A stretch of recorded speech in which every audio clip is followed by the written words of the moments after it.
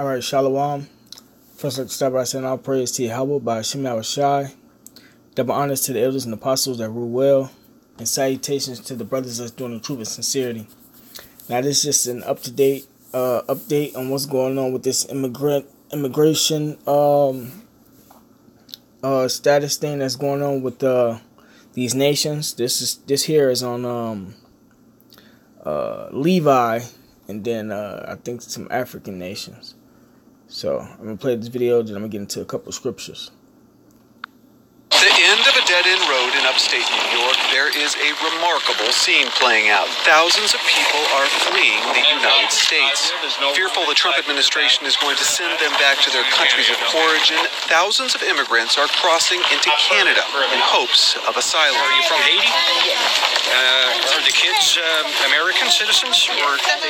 Alun Jean has been living without legal status in New Jersey for the last 17 years. She says since the election, she's been living with a terrible anxiety.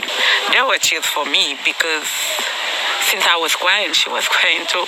Because it's a life changing for me. This is all I know. US, from my young age to now. That's all I know. So I don't know what's waiting for me over there. Making the situation even harder, Jean's husband is staying in the U.S. for now. But it's just, I kind of wanted to stay there because I lived there for like my whole life. Yeah, so then I was born in the same house. I never moved, and now here we are.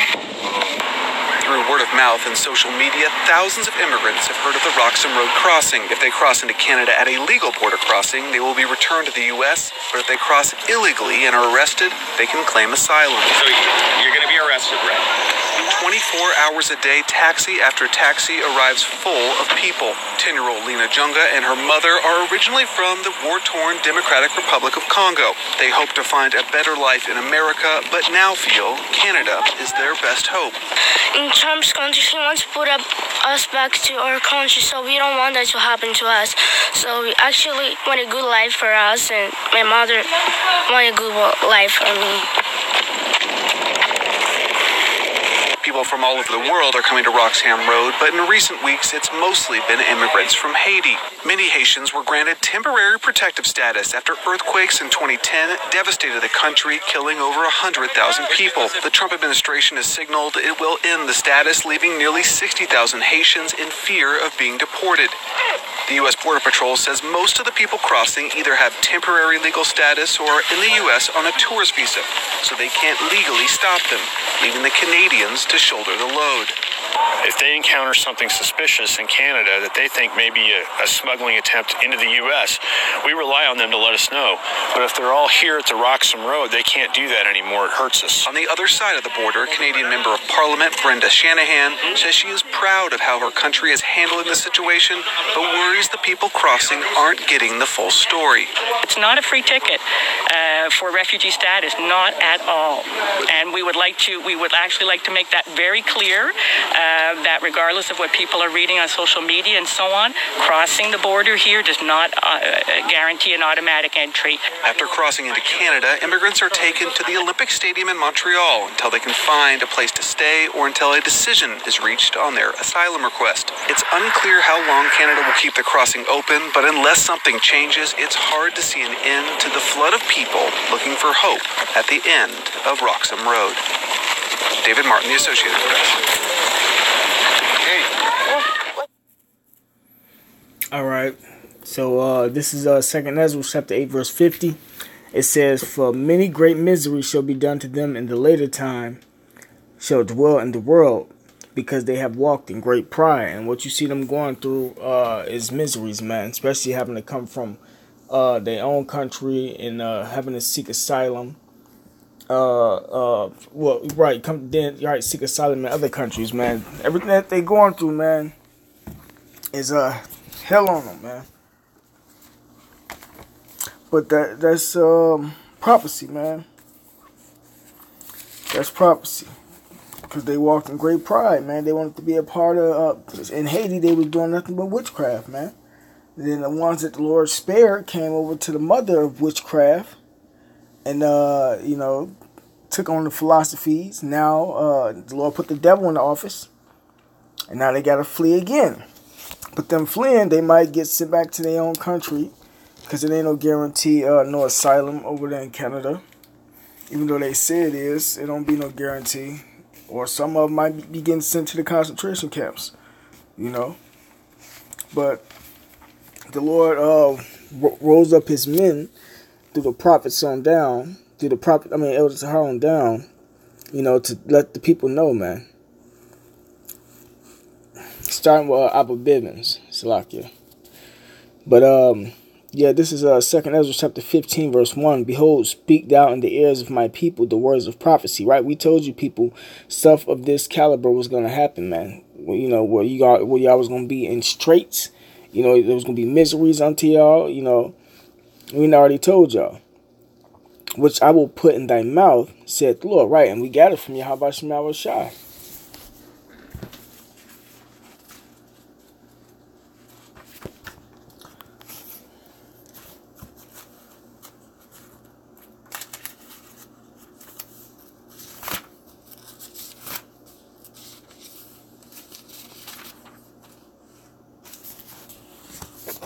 This 1 Corinthians chapter 4, verse 9. For I think that the Most High has set forth us, the apostles, last.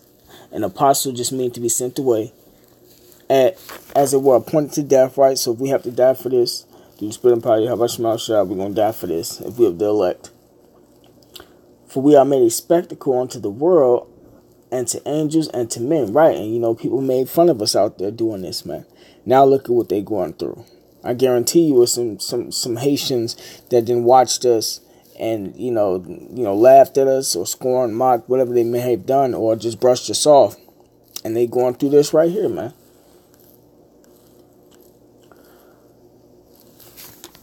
All right, this back in 2nd Ezra. This is verse 2nd Ezra chapter 15, verse. I'm gonna start back with verse 1.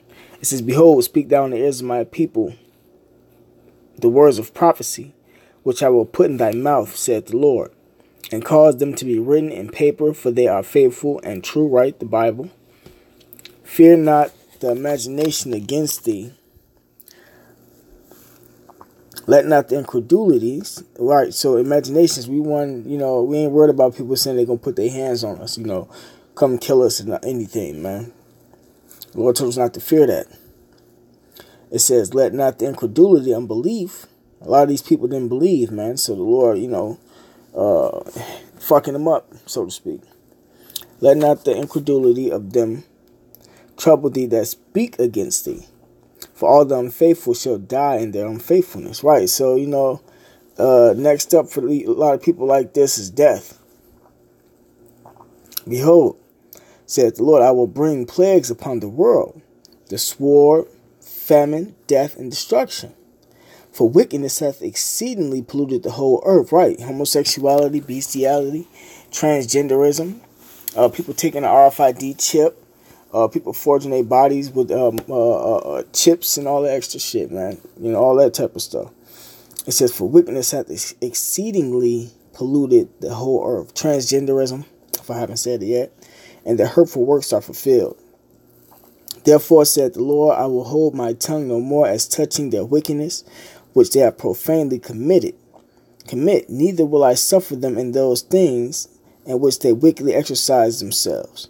Behold, the innocent and righteous blood crieth unto me, and the souls of the just complain continually." And that's what we doing, man. We complaining about this wicked ass shit, man. We getting tired of being here in this society with all this wickedness, man. It's a vexation. We going through similar to what Lot was going through. It says, "And therefore said the Lord, I will surely avenge them." Right, so the Lord gonna avenge his elect, man. The ones that was killed for this word, and the ones of us that's gonna be killed for this word.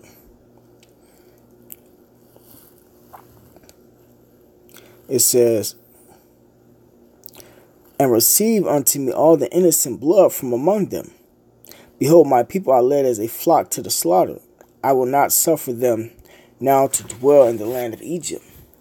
But I will bring them with a mighty hand and a stretched out arm," right? And that's when the Lord deliver us, man, with the chariots, of the elect. "And smite Egypt," which is America, "with plagues as before," right? Because this is the modern day Egypt. and will destroy all the land thereof. Right, so America is going to be destroyed by thermonuclear missiles. Egypt shall mourn, and the foundation of it shall be smitten with the plague and punishment that the Most High shall bring upon it. They that till the ground shall mourn, for their seed shall fail through the blasting and hail, nuclear missiles, and with a fearful constellation. Woe to the world and them that dwell therein. Destruction to this world, man, because this immigration shit is going on everywhere, man.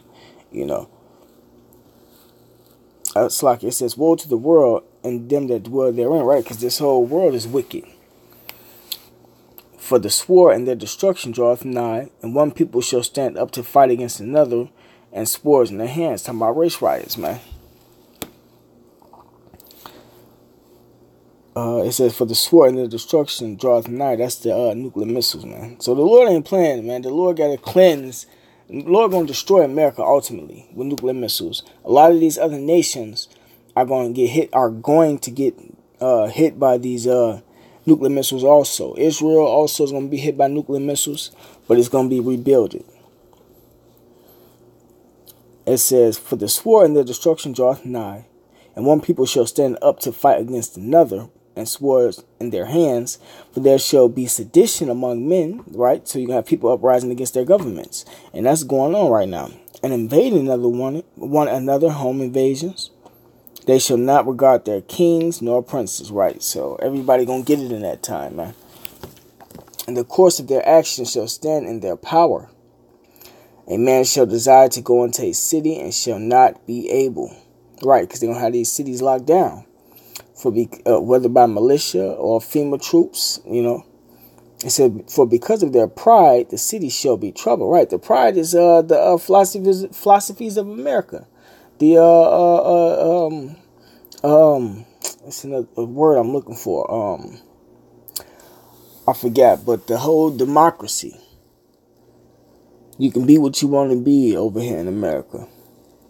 But because of their pride, the city shall be troubled, the houses shall be destroyed, and men shall be afraid. Right, man. It says, a man shall have no pity upon his neighbor, but shall destroy their houses with the sword. Were granted temporary protection. It says, but shall destroy their houses with the sword and spoil their goods because of the lack of bread and for great tribulation. So, you know, there's hell that's coming to America, man. You know, it's hell going on all over the world, but America's going to get it the worst, man. So, you know, I want to drag this out. All praise to Yahweh Shema Shai. Double honors to the elders and apostles that rule well. And salutations to the brothers that's doing the truth and sincerity. Shalom.